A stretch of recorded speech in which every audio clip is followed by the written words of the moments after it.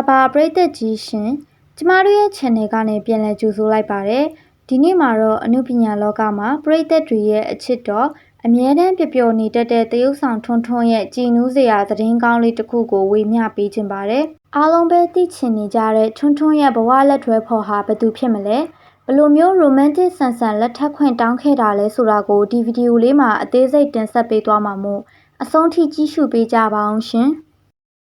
တရုတ်ဆောင်ထွန်းထွန်းကတော့မကြသေးခင်ကမှသူချစ်ရတဲ့ချစ်သူလေးကိုအေးချမ်းလာတဲ့ဖျားဆောင်တန်းပေါ်မှာအမတ်တရားဖြစ်အောင် propose လုပ်လိုက်ပြီးပဲဖြစ်ပါတယ်။ဘာသာရေးအရာလည်းမင်္ဂလာရှိလာတဲ့နေရာလေးမှာနှစ်ဦးသားရဲ့အနာဂတ်အတွက်ဂတိကဝတ်တွေပြုလုပ်ခဲ့ကြတာပါ။သူတို့နှစ်ဦးရဲ့ပုံရိပ်လေးတွေကိုကြည့်ရတာတကယ်ကိုရိုးရှင်းပေမဲ့အတိတ်ပဲပြေဝလွန်ပါတယ်။ထွန်းထွန်းကသူ့ရဲ့ချစ်သူကိုလေးစားတန်ဖိုးထားစွာနဲ့လက်ထပ်ခွင့်တောင်းခဲ့တာဖြစ်ပြီးအမျိုးသမီးလေးဘက်ကလည်းပျော်ရွှင်စွာနဲ့လက်ခံခဲ့တာကိုတွေ့ရပါတယ်။အနီးနားကဖျားဖူးတွေကတော့သူတို့နှစ်ဦးရဲ့အောင်မြင်တဲ့အချစ်ခရီးလမ်းလေးအတွက်လက်ခုပ်တီးပြီးဂုဏ်ပြုပေးခဲ့ကြပါသေးတယ်။ကဲဒီကိစ္စနဲ့ပတ်သက်ပြီးကျမတို့ channel ရဲ့အမြင်ကိုပြောရမယ်ဆိုရင်တော့ထွန်းထွန်းရဲ့လက်ထပ်ခွင့်တောင်းတဲ့ပုံစံလေးကတကယ်ကိုချီးကျူးစရာပါပဲ။အခုခေတ်မှာခမ်းနားကြီးကျယ်တဲ့ဟိုတယ်တွေပါတီတွေမှာ propose လုပ်လေးရှိကြပြီမဲ့ထွန်းထွန်းကတော့မြမယဉ်ကျေးမှုနဲ့အညီဖျားဆောင်တန်းကိုရွေးချယ်ခဲ့တာဟာ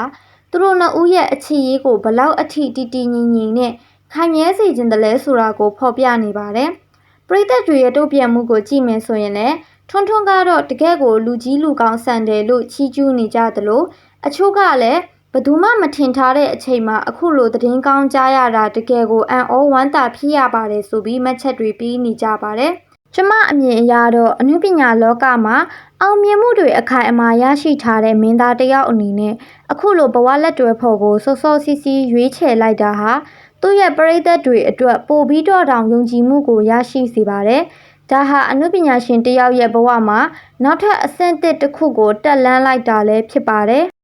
ဟုတ်ကဲ့ပါပရိသတ်ကြီးရောထွန်းထွန်းရဲ့ဒီလိုရိုးရှင်းပြီးကြည်နူးစရာကောင်းတဲ့လက်ထပ်ခွင့်တောင်းမှုလေးအပေါ်ဘယ်လိုမျိုးထင်မြင်ကြပါသလဲ